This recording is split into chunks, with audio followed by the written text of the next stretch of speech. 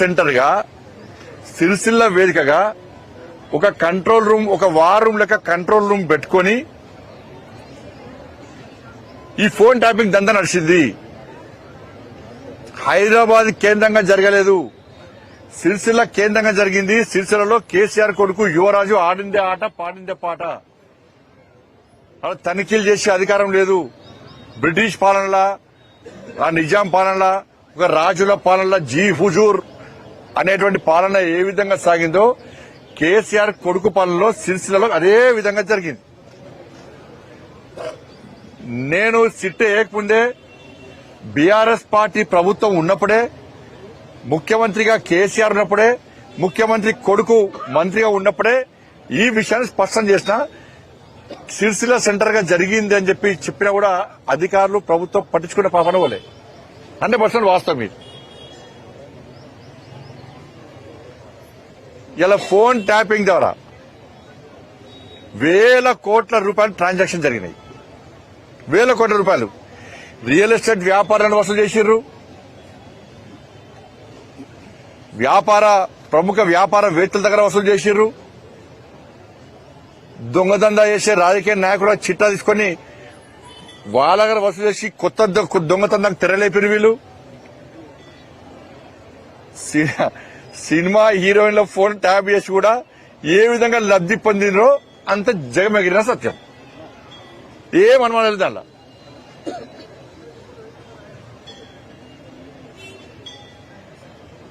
Electronic bonds ద్వారా వేల కోట్ల రూపాయలు ఇవాళ బీఆర్ఎస్ పార్టీ వసూలు చేసింది. బీఆర్ఎస్ పార్టీ ఇవన్నీ వాస్తవాలే. మళ్ళా తిరిగి కేసీఆర్ కుటుంబం ఫోన్ ట్యాప్ చేసిందని చెప్పి మేమంటుంటే, ప్రజలు అనుకుంటుంటే ఈ ప్రభుత్వమే అన్నది. సాక్షాత్తు రాష్ట్ర ముఖ్యమంత్రి గారే నా ఫోన్ ట్యాప్ చేసిర్రు అని చెప్పి ముఖ్యమంత్రి గారే చెప్పారు. కేసీఆర్ కుటుంబం చేసిందని చెప్పారు. జడ్జిల ఫోన్ కూడా ట్యాప్ చేశారు. జడ్జిల ఫోన్ కూడా,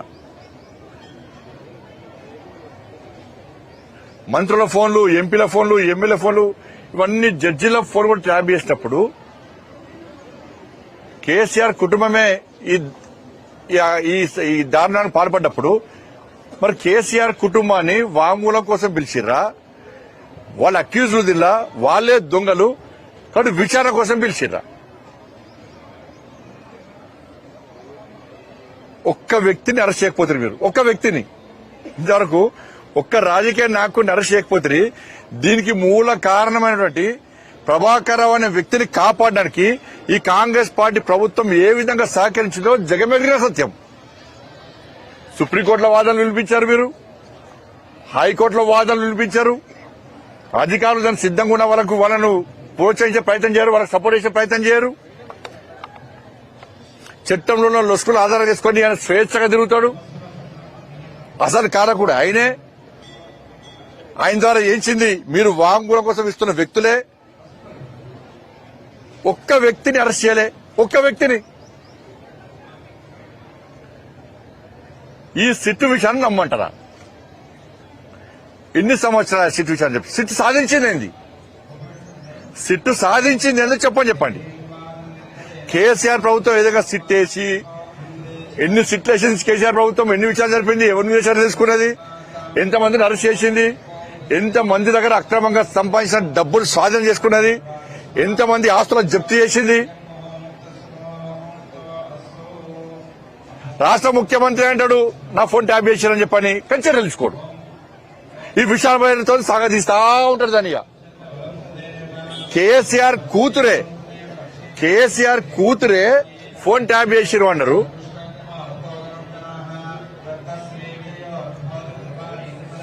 కేసీఆర్ అల్లుడు హరీష్ రావు గారు చాలా ఒక సంవత్సరం పాటు ఆయన ఫోనే వాళ్లే. ఆ విషయం అందరూ తెలుసు.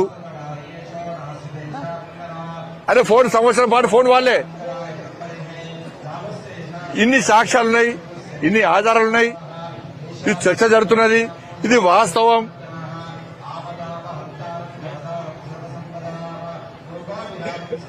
ఏమైంది?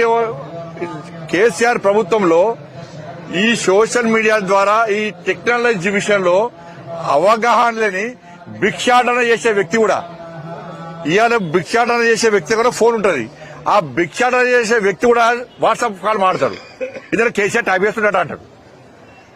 భిక్షాటన చేసే వ్యక్తి కూడా వాళ్ళ భార్యతో కానీ వాళ్ళ కుటుంబ సభ్యులతో నార్మల్ కాల్ మాట్లాడాలంటే భయపడే పరిస్థితి. అంత దారుణమైన ఘోరమైన పరిస్థితి కేసీఆర్ ప్రభుత్వం అయ్యాడు. ఇది వాస్తవం. అంటే కేసీఆర్ టెక్నాలజీ పెంచిండు పాపం, అందుకే ఫోన్ ట్యాప్ చేసినట్టున్నాడు. మధ్యలో టెక్నాలజీ అవగాహన కల్పించడానికి చేసినట్టుంటది. ఇంత దారుణం జరిగితే మళ్ళీ దొంగలనే పిలిచి మీ ఫోన్ ట్యాప్ చేసిర్రు తెలుసా, ఈయన చేసిండు, ఆయన చేసిందే వాళ్ళని తీసుకొచ్చి మీరంటే ప్రభుత్వం చిత్తశుద్ధిని ఇవాళ ఏదో బయటపడ్డది. ఇవాళ అంటే ఈ ప్రభుత్వానికి కేసీఆర్ కుటుంబాన్ని అరెస్ట్ చేసే దమ్ము లేదు వీళ్ళకు. ఈ టైంపాస్ విచారణను ప్రజలు హర్షించారు. సిట్ అధికారులకు స్వేచ్ఛనివ్వండి, వాళ్ళ మీద మీ ఆజమాయిషి చెలాయించకండి, మీ జులుం ప్రదర్శించకండి. మంచి అధికారులు, సిట్ అధికారులు, వాళ్ళ బ్యాక్గ్రౌండ్ తెలుసుకున్నా నేను అధికారుల విషయంలో. వాళ్ళకు స్వేచ్ఛనివ్వండి.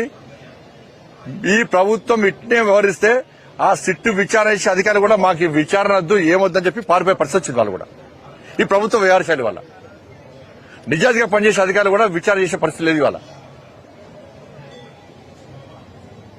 వాట్సాప్ చాటింగ్ ఉంది వీళ్ళ దగ్గర. ఇంకేం ప్రూఫ్ కావాలి? మీ దగ్గర ఆధారం లేని చెప్పన్నారు. నన్ను సిట్టు విచారణ పిలిచిన్నాను.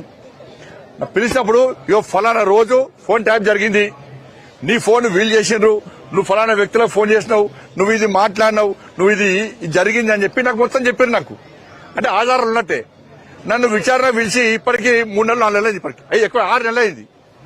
6 నెలలు అనుకున్నా పిలిచి. మరి చర్యలేవి? ఇప్పుడు ఏం చేస్తారు? హరీష్ రావు గారు పిలిచారు, కేటీఆర్ గారు పిలిచారు. ఈ వారం రోజులు అలచలు చేస్తారు. ఇక మళ్ళీ ఒక 3 days తర్వాత మళ్ళీ సిట్ విచారణ క్లోజ్. మళ్ళీ వాటి సిటీ కూడా మనిషి మళ్ళీ కొత్త టాపిక్ వస్తుంది, కొత్త ఇష్యూ వస్తుంది. ఇటు ఫోన్ ట్యాపింగ్ పక్క పోతుంది. మళ్ళీ వేరే ఇష్యూ వచ్చినప్పుడు చేస్తారు. మళ్ళీ ఫోన్ ట్యాపింగ్ సిట్ మళ్ళీ కూర్చుంటుంది. మళ్ళీ ఇద్దరు ముగిస్తుంది.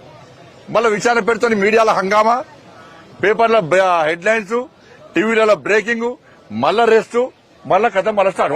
వాళ్ళకి అనుకూలం. ప్రభుత్వానికి ఏదైనా సమస్య వచ్చినప్పుడు, అవినీతి ఆరోపణలు వచ్చినప్పుడు దాన్ని డైవర్ట్ చేయడానికి ఈ సిట్ అనేది ఆయుధంగా మారింది వాళ్ళకి. ఇంతమందిని, మాలాంటి వ్యక్తులను ఇంతమందిని విచారణ జరిపారు. వీళ్ళు ఏం చేసిర్రు, ఏం చదివించుకున్నారు, ఆధారాలు అన్ని నాకు చూపెట్టారు. ఇంత మంచి ఆధారాలు మీ దగ్గర ఉన్నప్పుడు ఇంకా విచారణ పేరుతో ఎందుకు కాలాపన చేస్తున్నారు? మీరు వాళ్ళని తిడతారు, వాళ్ళు మిమ్మల్ని తిడతారు. ఎందుకు తిడుతారంటే ఎక్కువ విచారణ చేసిన కొద్దీ ఢిల్లీకి ఎక్కువ ముడుపులు ముడతాయి. ఏసీసీ భవన్ కు, ఫామ్ హౌస్ కు మధ్యలో డీల్ కుదురుతలేదు.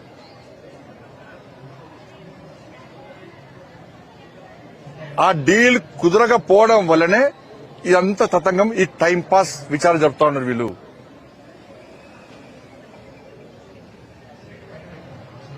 మంత్రులు ఆరోపణలు చేస్తారు, ముఖ్యమంత్రి ఆరోపణ చేస్తాడు. అరే ఒక జడ్జిల ఫోన్లు విన్నరు అంటే ట్యాపింగ్ జరిగింది, ట్యాప్ చేసిరు అంటే ఇంతకంటే దారుణమైన విషయం ఏమున్నది? ఇక సామాన్య ప్రజలు ఎవరు చెప్పుకుంటారు? పోయి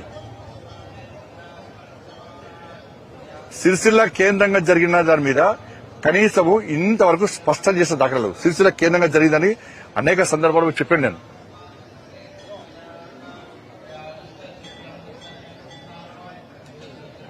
ఎలక్ట్రానిక్ బాండ్ ద్వారా ₹1,000 కోట్ల వసూలు చేసి చెప్పినాం. ఏ విచారణ దాని మీద.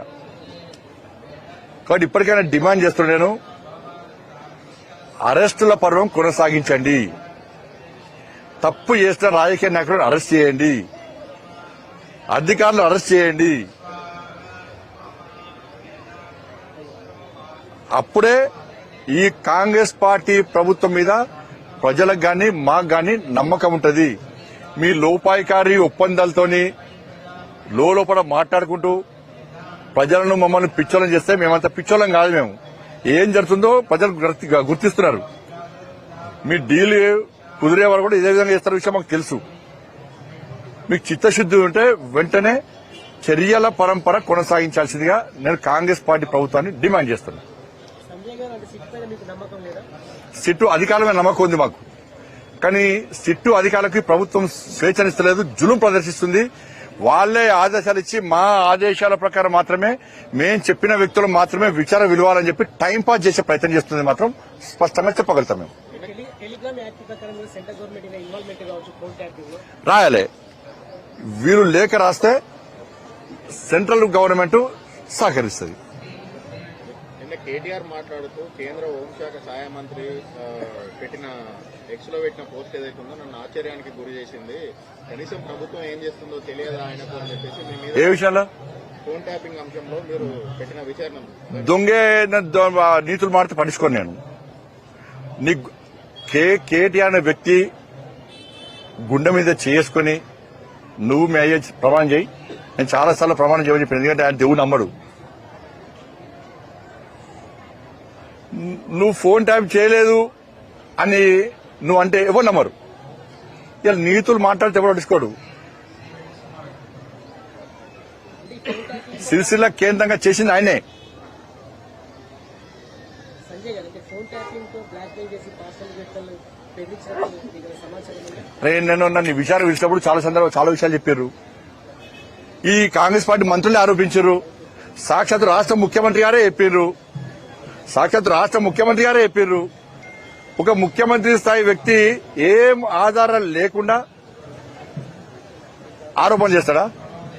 ఇవన్నీ ఆధారాలు ఉన్నాయని చెప్పే వాళ్ళు సిట్ వేసారు వాళ్ళు. కానీ ఆ సిట్ ఏమైంది, సిట్ అంటే సిట్, స్టాండ్ అంటే స్టాండ్ అయిపోతుంది. ఇది పరిస్థితి. తనపైన ఆరోపణలు చేస్తున్నారు, వ్యక్తిత్వ హననానికి గురి చేస్తున్నారని కేటీఆర్ చెప్తున్నారు.